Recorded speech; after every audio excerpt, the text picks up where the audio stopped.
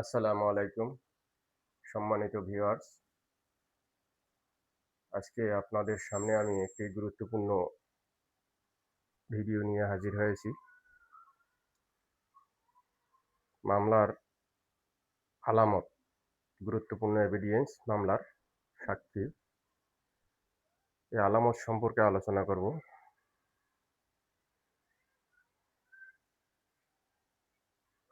যারা কনস্টেবল থেকে এএসআই পরীক্ষার্থী এবং এএসআই থেকে এসআই পরীক্ষার্থী, এসআই থেকে ইন্সপেক্টর পরীক্ষার্থী, তারা আমার ভিডিওগুলো দেখতে পারেন। সবাই ফলো দিয়ে আমার পাশে থাকবেন আশা করি।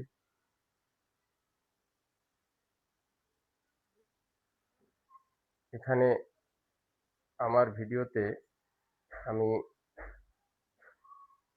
জনসাধারণের করণীয় এবং আমাদের যারা পরীক্ষার্থী তারা কি করবেন, কিভাবে লিখবেন এই বিষয়ে আমি আলোচনা করব।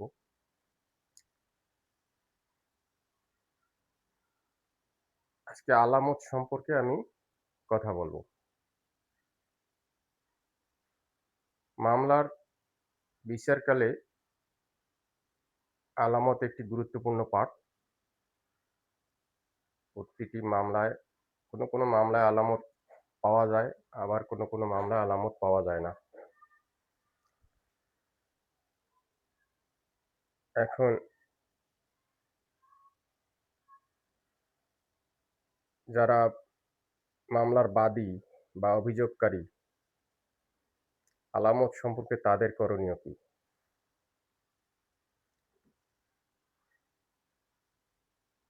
অনেক ক্ষেত্রে বাদী মামলা করার পরে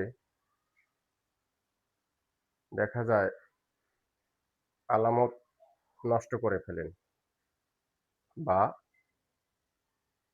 আলামত ধুয়ে ফেলেন। যেমন রক্তমাখা কাপড়-চোপড় থাকলে কাপড়-চোপড় ধুয়ে ফেলে, তখন আলামতটা জব্দ করা সম্ভব হয় না। আলামত এ বিশেষ করে বস্তুগত সাক্ষ্য যেটা, এই বস্তুগত সাক্ষ্য আদালতে অনেক গ্রহণযোগ্য হয় এবং এই বস্তুগত সাক্ষ্য অনেক সময় আমরা জব্দ করে এক্সপার্ট ওপিনিয়ন নিয়ে আদালতে ওপিনিয়ন সহ সাবমিট করি। এক্সপার্ট ওপিনিয়ন আদালতে অ্যাকসেপ্ট হয় এবং আদালতে গ্রহণযোগ্য। সাক্ষ্য আইনের ৪৫ ধারা মোতাবেক।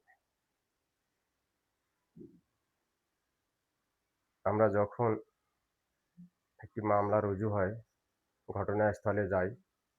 ঘটনাস্থলে গিয়ে তদন্তকালে আমরা ঘটনাস্থলের আশেপাশে আলামত সংগ্রহ করি। আলামত সংগ্রহের চেষ্টা করি। আলামত পাইলে আমরা জব্দ করি। অনেক ক্ষেত্রে বাদী পক্ষ আমাদের সামনে আলামত উপস্থাপন করেন।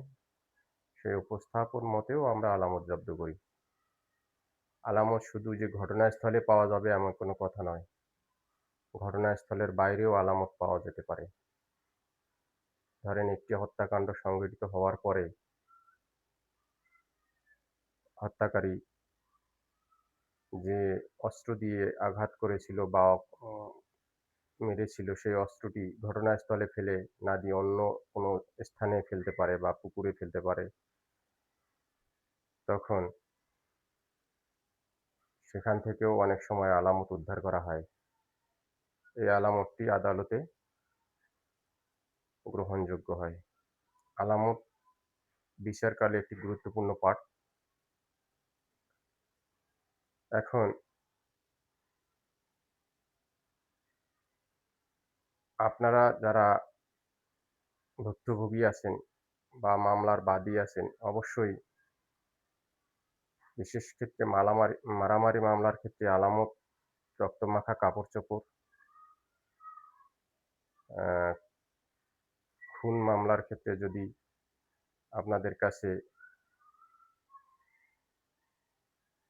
অস্ত্রশস্ত্র থাকে হেফাজতে রাখবেন। তদন্তকারী কর্মকর্তাকে আলামত তদন্তকারী কর্মকর্তার সম্মুখে আলামত উপস্থাপন করবেন।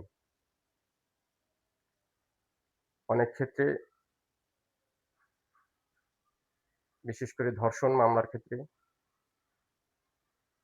আমরা ধর্ষিত নারী বা ধর্ষিত মেয়ে আমরা ঘটনার সময় কাপড়-চোপড়, পরনের কাপড়-চোপড় জব্দ করে থাকি এবং এই জব্দ করা কাপড়-চোপড় আমরা ফরেনসিক এক্সপার্ট করার জন্য সিআইডিতে প্রেরণ করি। তখন পরীক্ষার রিপোর্ট সহ আমরা আদালতে দাখিল করি। অনেক ক্ষেত্রে ডিএনএ নমুনা সংগ্রহ করি। ডিএনএ নমুনা সংগ্রহ করে পরীক্ষাগারে প্রেরণ করি। এখন যারা পরীক্ষার্থী আছেন, কনস্টেবল থেকে এএসআই, এএসআই থেকে এসআই এবং এসআই থেকে ইন্সপেক্টর পরীক্ষার্থী আছেন, তাদের উদ্দেশ্যে বলছি, আমরা আলামত কিভাবে জব্দ করব, কিভাবে পরীক্ষাগারে প্রেরণ করব, কিভাবে আদালতে পাঠাবো, এই বিষয়ে সিআরপিসি ১০২, ১০৩ এবং পিআরবি ২৮০ বিধি মোতাবেক বিধিতে স্পষ্টভাবে উল্লেখ করা আছে।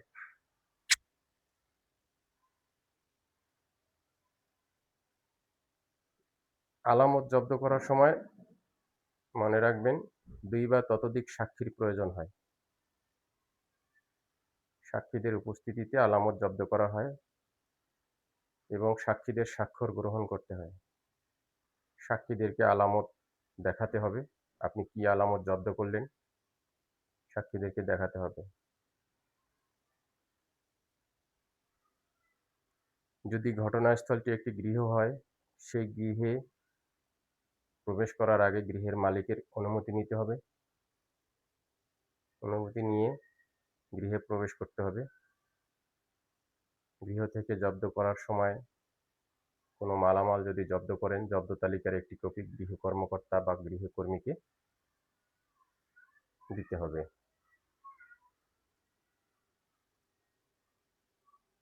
জব্দ তালিকায় কি বিষয় উল্লেখ থাকে?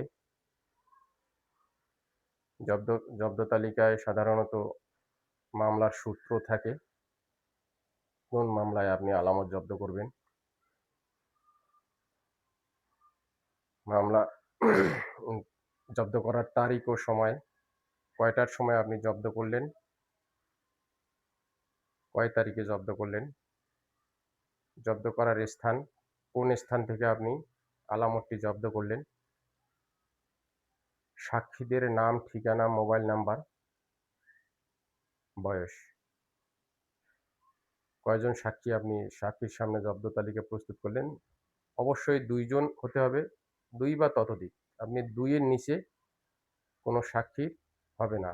অবশ্যই ২ জনের উপরে হতে হবে। মিনিমাম ২ জন সাক্ষী। আপনি কি মালামাল জব্দ করলেন, পরবর্তীতে কি মালামাল জব্দ করলেন তার একটি তালিকা থাকতে হবে। সর্বশেষ সাক্ষীদের আপনি স্বাক্ষর নিতে হবে এবং জব্দকারী অফিসার, যিনি জব্দকারী অফিসার তারও স্বাক্ষর থাকতে হবে।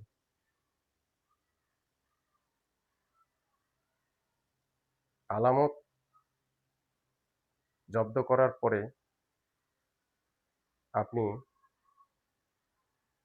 সাক্ষীদের সামনে প্রয়োজনে সিলগালাও করতে পারেন এবং প্যাকেটিং করতে পারেন।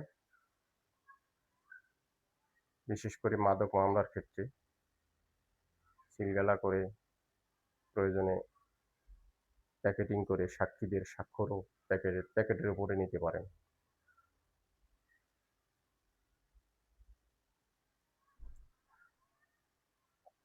পরীক্ষার্থী ভাই বোনেরা যারা পরীক্ষা দিবেন বা দিচ্ছেন, এএসআই কনস্টেবল থেকে এএসআই, এএসআই থেকে এসআই এবং এএসআই থেকে ইন্সপেক্টর পরীক্ষার্থী অবশ্যই জব্দ তালিকা কিভাবে করবেন, আলামত কিভাবে প্যাকেটিং করবেন, আলামত কোথায় পাঠাবেন, সর্বশেষ আলামত কিভাবে ডকেটিং করবেন, কিভাবে চার্জশিটের সঙ্গে আলামত কোর্টে পাঠাবেন, সব বিষয়ে কিন্তু একটা নির্দেশনা আছে। আলামত কোর্টে পাঠাতে হলে মামলার সঙ্গে একটি পৃথক চালান মোতাবেক আলামত প্রেরণ করতে হয়। আপনি কোন আলামত পাঠাইতেছেন, আলামতের চালান, হ্যাঁ, চালানে কি বিষয় উল্লেখ থাকে, কোন আদালতে আপনি আলামত পাঠাবেন, আদালতের নাম, বিষয়, সূত্র, আলামতের বর্ণনা, প্রেরণকারী অফিসার। এখানে যারা পরীক্ষার্থী আছেন মনে রাখবেন, আলামত প্রেরণ করার সময় আলামত চালান চালানের সাথে সিডিএমএস আপডেট করে দিতে হবে এবং আলামত প্রেরণ করতে হবে সিডিএমএস এর মাধ্যমেও আপনি কমপ্লিট করতে হবে। নতুবা আলামত আপনার আদালতে মালখানায় জমা নেবে না। তারা সিডিএমএস চেক করে দেখবে আপনি সিডিএমএস এ আলামত প্রেরণ করেছেন কিনা। আজকে ভিডিও এ পর্যন্তই। আলামত সংক্রান্তে সকলে ভালো থাকবেন। আসসালামু আলাইকুম।